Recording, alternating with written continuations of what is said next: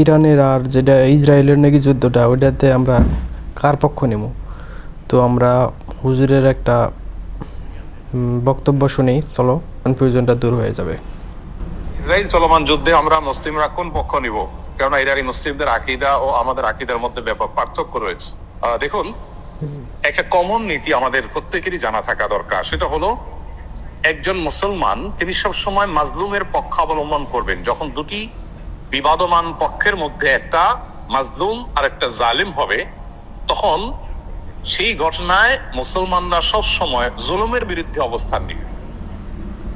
হুজুর কিন্তু একটা বহুতই মজার কথা বলছে যে মাজলুমের প্রতি পক্ষ নিতে বলছে, এটা জাতিভেদের কোনো কথা নাই। পয়েন্ট, এটা হলো কমন নীতি। এমনকি জুলুমের শিকার মানুষটা যদি অমুসলিমও হয়, তারপরেও তার প্রতি মুসলমানের সিম্প্যাথি থাকবে। মুসলমান কখনো,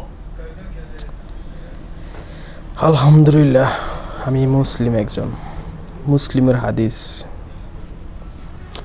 চলো আরো শুনি। জুলুমের সাথে সঙ্গ দিবে না যদি জালেম মুসলমান হয়। অতএব আপনার সাথে কোনো মাজলুমের যদি আকীদাগত মতপার্থক্য থাকেও, সেই মতপার্থক্য আপন জায়গায় থাকবে, সেটাকে আপনি রাখবেন, এবং বিরোধিতার জায়গাটা আপন জায়গায় থাকবে। কিন্তু এত সত্ত্বেও যদি সে জুলুমের শিকার হয়, তাহলে আপনি জুলুমের বিরুদ্ধে অবস্থান নিবেন। অন্তত সার্বিকভাবে, সামগ্রিকভাবে আপনি সেটার বিরুদ্ধে অবস্থান নিতে না পারলেও মানসিকভাবে হলেও তার বিরুদ্ধে আপনাকে অবস্থান নিতে হবে। এটি হলো মৌলিক নীতিমালা। মুসলমান কখনো জালেমের পক্ষে যেতে পারে না, মাজলুমের পক্ষ মুসলমান সবসময় নিবে। এক্ষেত্রে সূরা রুমের যে ঘটনা, সেটা আমাদের জন্য একটা বিশেষ নির্দেশনা হতে পারে। সূরা রুমের শুরুতেই আল্লাহ তাআলা যে বলেছে আলিফ লাম মিম গুলিবাতির রুম, এখানে আমরা মুসলিমের হাদিসে সবচেয়ে বেশি মানে যেটা প্রাধান্য দেওয়া হয়েছে ওইটা হলো হিউম্যানিটি। তো এটার তোমরা শোনো। আর মানে ভাই, ফেসবুকে গেলে মুসলিমের এগেনস্টে কত কি মিমস ভাই।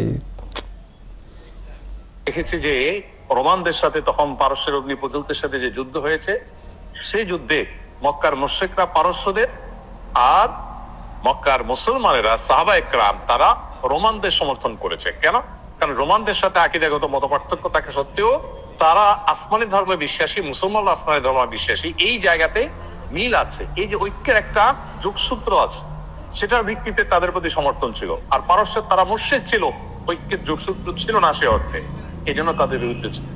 অতএব আজও আমরা ওই মূলনীতি মাথায় রেখে অনেক আহলে কেবলা, অনেক আপনার মুসলিম আছেন যারা হয়তো বিভ্রান্ত, যারা হয়তো বিদআতে লিপ্ত, কেউ কেউ হয়তো শিরকে বা ইসলামের জ্ঞান গণ্ডি থেকেও খারেজ, বা বাহ্যিক দৃষ্টিকোণ থেকে আদর্শময়তে মুসলমান মানুষ মনে করে পরিস্থিতি।